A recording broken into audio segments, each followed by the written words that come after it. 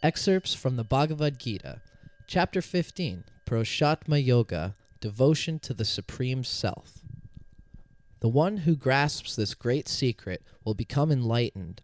All duties and missions in life and the goal of millions of years of evolution will finally have been achieved. From my notes in the text, when one achieves union with Brahman and devotes himself entirely to higher processes, the goal of millions of years of evolutionary process will have been achieved. Christ consciousness will flower, and God will finally have been born into an infinitely capable vessel in which it can experience itself doing good work, i.e., the sacred human vessel, which is capable of expanding its own consciousness and achieving spiritual progression. Ashvata, the tree of worldly life. The Ashvata, referred to as the tree of worldly life, is comprised of higher branches, closer to God, and lower ones at the worldly level. The tree buds and quaking leaves are likened to human senses, fed by the sap-like powers of nature, the gunas.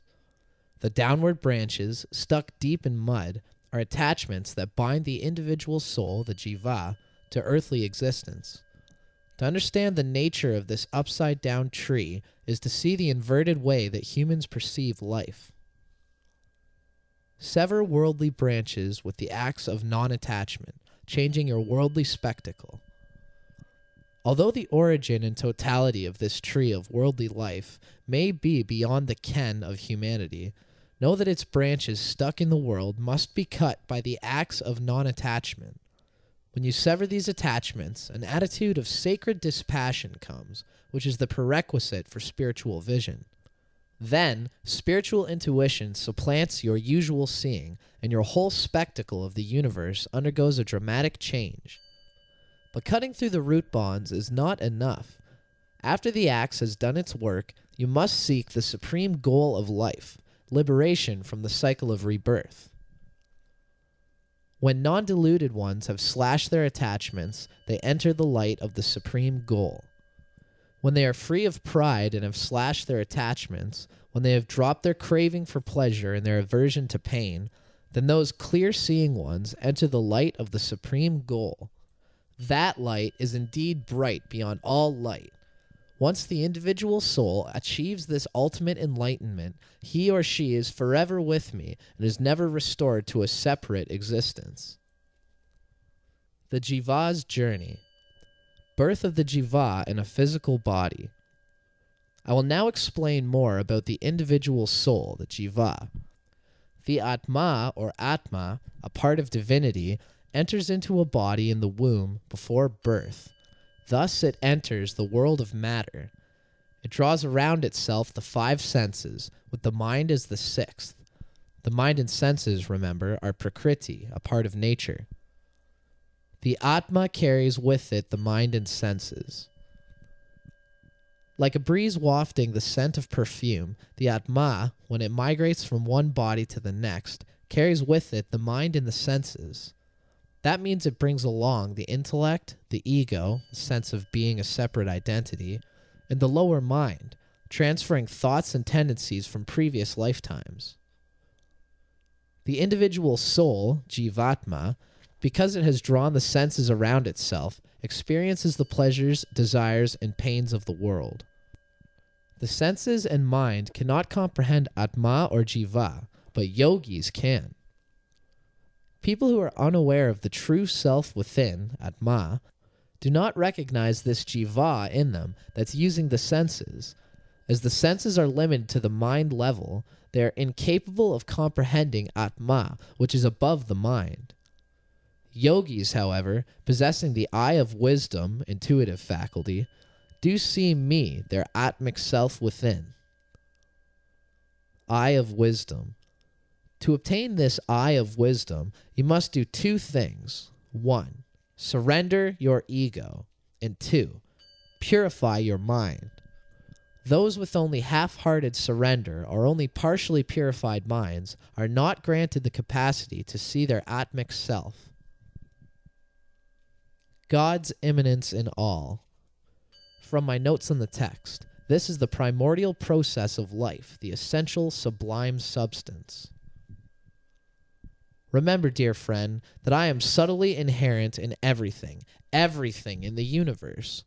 I am the all-illuminating light of the sun, the light in the moon, the brilliance of fire. All light is mine. I am even the consciousness of light, and indeed, I am the consciousness of the entire cosmos. A minute drop of my primordial energy, prana, entering the earth, supports and sustains all beings. I become the life-giving sap that nourishes all plants, including all the healing herbs. In fact, it is my energy that gives rise to all forms of matter and energy. It's the actual pranic force of movement. I enter the bodies of living beings as the warmth of life. I am their digestive systems as heat that turns food into strength. I am the ingoing and outgoing of breath. These powers are aspects of my energy. Absolute permanence and incomprehensible scope of the Godhead. Try to contemplate the vastness and mind-boggling impermanence of the entire physical universe, Arjuna, and you just begin to gather an idea of my absolute permanence. By ruminating on the utter immensity of the cosmos, you begin to receive hints of the incomprehensible scope of my omnipresence. I am present everywhere in all this vastness. I am beauty and bliss, Arjuna. It is I of whom all the different scriptures in the world speak. In fact, it is I who authored them. Two orders of beings, perishable and imperishable. Atma is distinct from and beyond both. There are two orders of beings in this world, mortal, that's temporal and perishable beings, and immortal, that's eternal or imperishable spirit. All creatures are perishable. The spirit is imperishable. But distinct from and above both of these, higher than either mortals or spirit, higher even than the highest deities, I exist as the supreme Atma, the immutable, eternal, imperishable Godhead.